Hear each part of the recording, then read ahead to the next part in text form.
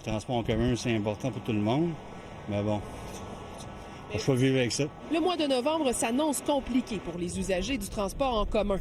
Pour la troisième fois depuis juin, les 2400 employés d'entretien de la STM seront en grève pour un mois complet cette fois-ci, du 1er au 28 novembre, à moins d'une entente d'ici là. Ça m'avertit de ne pas payer ma carte puce pour le mois de novembre, fait que merci, mais c'est sûr c'est difficile, moi je suis étudiante. Ben oui, ça m'affecte parce que ça m'emprisonne. J'attends l'heure du retour du service, c'est long. Ça m'affecte, mais moi je suis en support de la grève.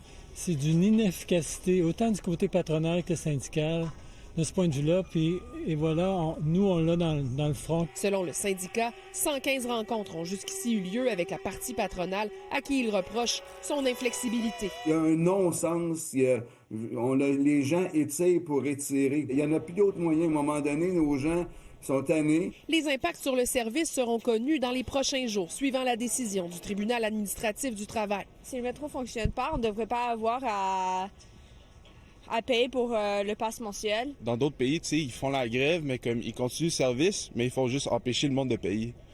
Fait que le monde, ils peuvent still aller à l'école, à la job. Il nous reste 2 semaines, jusqu'à vendredi prochain, pour être capable d'arriver un règlement. Et nous, ce qu'on veut, c'est ça. La STM a décliné mardi notre demande d'entrevue. La directrice générale a toutefois réagi par voie de communiqué.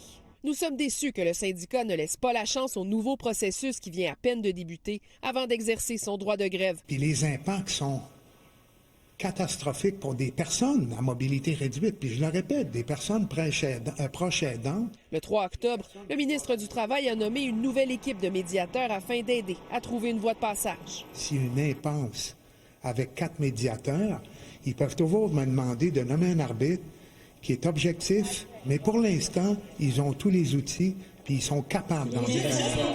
Marc Ranger, lui, souligne que les règles du jeu sont appelées à changer avec l'entrée en vigueur de la loi 14 prévue le 30 novembre.